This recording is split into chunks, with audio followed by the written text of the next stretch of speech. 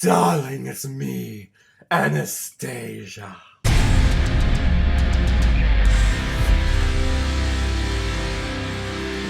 Anastasia, released in 1997 and comes from the studio of Fox Animation, which I believe the only other one that I know of note is Titan AE. Never happened to Fox Animation. Oh yeah, that's right. Fox was bought out by Disney, so this is a Disney movie then, right? And this film stars the voices of Meg Ryan, John Cusack, Kelsey Grammer, Christopher Lloyd, Hank Azaria, and Angela Lansbury. And this movie comes as a recommendation from one of my subscribers, someone who has been around since the very beginning of this channel, Disney65 fan. Thank you very, very much. You sent this request in a long time ago, so I do apologize. It's taken me a little bit. We've grown a lot since you put in those recommendations, so I've had to take other recommendations after a couple of the ones that I did initially with yours, so I'm glad to get back to you. Thank you again, Disney65 fan, for the recommendation. This is a film that I've never seen before. I was always curious about it. I saw the trailers so many times growing up, because this was right around the time where I started seeking out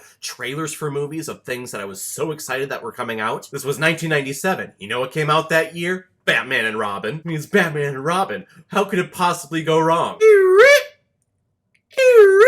That's how. Anastasia tells the story of the fall of the Romanov Empire. An evil sorcerer by the name of Rasputin sells his soul in order to bring down the Tsar and the Romanov family, beginning the Russian Revolution. And as the Romanov family is fleeing St. Petersburg, the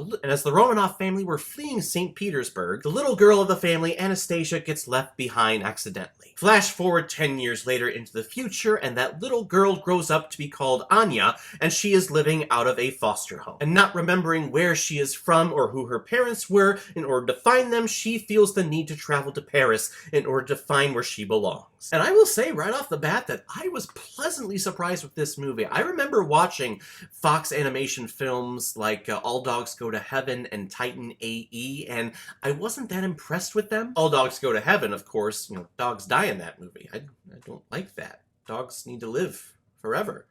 You save all the dogs. I don't want them to die at all. And Titan AE, even though I liked the animation of it, I felt that the voice acting just felt apathetic. This time around again, I am loving the animation style that we are getting here. This was the decade, this was the generation where hand-drawn animation started moving its way towards computer animation. And we see just a couple little snippets of that technology in this movie. Some really cool crane and panning shots that you could not do as a hand-drawn animation feature. And the animation stands out to me really with how realistic it is. Yes, of course, I know this is animation, I know this is hand-drawn, so yes, this is a cartoon basically, but the rags, the background, the streets, the snow, the dirt, the grime on all the buildings, I am really digging this, and I love the aesthetic that provides. Do the characters' mouths match up with the ADR of the actors doing the voice acting? Not all of the time, but for the most part, I am very impressed with this animation style. And I am really digging the voice actors and the voice choices that we get here. Starting off, of course, if you need a grandmother, if you need someone old in your animation picture, you have to go to Angela Lansbury. She is invincible. She is going to be around forever. Like Maggie Smith and Betty White. She is part of the trilogy of those ladies that are just going to be around forever. But one of the most distinguished voices that you hear from any actor or actress. Just her overall work gives such a gravitas to her voice and to her character. She plays the grandmother in 10 Years Have Passed, so she is looking for her lost niece or granddaughter, I think it's granddaughter, sorry. And then flash forward 10 years, we have Meg Ryan doing the voice of adult Anastasia, or as she's known at the beginning, Anya, as if they're trying to fool you that she's not Anastasia. Something that was really bothering me with this film, though, when she gets left behind, I would say that she's like 8 or 9 years old. I don't know about you, but when I was 8 or 9, I could recall a lot of things. I would especially recall if I was part of a rich family, and I would live in a palace, and I would have a bunch of dresses, or clothing, and toys, and money. If I have all of that, I would remember. But in here, we're supposed to believe that she doesn't when we flash forward 10 years. I don't recall a spell being placed on her, or her being hit in the head so long that she lost her memory? Pretty sure that didn't happen. So by my accounts, if that didn't happen, how did you not recall that you were basically a princess? That's a lot of leeway I am giving this movie. And typically when a film asks you to go along with the ride, there is only so much that you are allowing to kind of go past unnoticed and to bend the rules before your mind goes, okay, stop, what the heck is going on here? Basically the Michael Bay effect. The space race was about finding aliens on the moon and they turned out to be Transformers. Okay, I will go along with that, sure. But now you're telling me that Shia LaBeouf was able to land this Victoria's Secret model.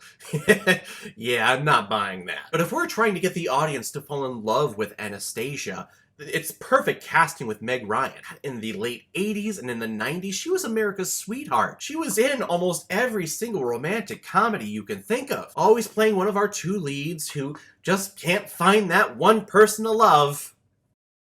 And John Cusack plays the voice of Dimitri, who plays like the little servant boy at the beginning of the film, and then flash forward 10 years later, he is holding auditions because he's trying to find an actress who could portray Anastasia so that he can fool Angela Lansbury, giving him the reward of finding her. The standard smuggler good guy technique, because in here he finds the real Anastasia. And boy, wouldn't you know it, that while they're traveling to Russia or wherever Angela Lansbury is, he starts having feelings for her. Spoiler, I guess.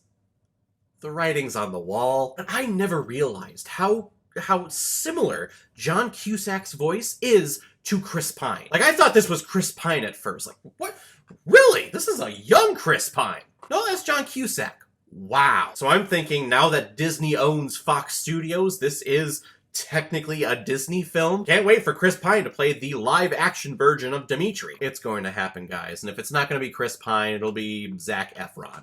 Yeah, I'm calling it now. Maybe 10 years down the road, live-action Anastasia, we have Chris Pine or Zac Efron. Christopher Lloyd is in here, who has, again, one of the most distinguished voices out there. And he plays the evil sorcerer Rasputin, who is a creepy mother effer. He sells his soul to, I'm guessing, the devil or to some type of black magic to basically kill this entire family. And they show him selling his soul. Like, his skin is being ripped off, and you see his bones. Kind of jarring for a kid's animation movie, and I am all for it. And then flash forward 10 years, and the rumors of Anastasia being alive are coming about, and he reemerges, and his body is basically falling apart. Fingers are coming off, his head's coming off, his head actually goes inside of himself at one point, which sounds very, very sexual and wrong, but in the end, yes, it was very wrong, not very sexual though. I think it's just a little scary for a kid's animated feature. The animation is cool and the concept is really neat. I really enjoy that. I enjoy the attempt of pushing the boundaries with that, but it still kind of was off-putting. And Hank Azaria, of course, one of the best voice actors just of all time, is in this movie. He's playing I want to say he's a little white bat. He's supposed to be from Russia, but he acts more like he's from Minnesota. Okay, master, I am here. Okay, what do you know, don't you know? Okay, here we go. Okay, let's not use the foul language, sir. Hey, how about this? Why don't we go head on over to a Minnesota Vikings game and let's cheer on the Vikings, shall we? I don't know the basis of that choice, but it's still fun, and I enjoyed hearing him in the movie. So when we get these new animated features, of course, when I say new, this is 20 years old, but when I see an animated feature for the first time, there's going to be songs in it. That's probably what I'm going to be judging the harshest on, and the music by David Newman here, I'm in love with. I remember hearing little tiny snippets of it when I watched the trailers growing up. I have never heard any of these songs, though, the whole runtime, and I love them. No wonder why this movie was made into a Broadway musical a couple of years ago. The music, the characters, the story, it all lends itself to a Broadway musical. Heck, even the extras that were animated in this movie lend itself to a Broadway musical. And there were a lot of them that would get into all the musical numbers. You would be looking on the screen, and there would be, like, an entire city, like an entire big city, and everyone is just dancing around doing this.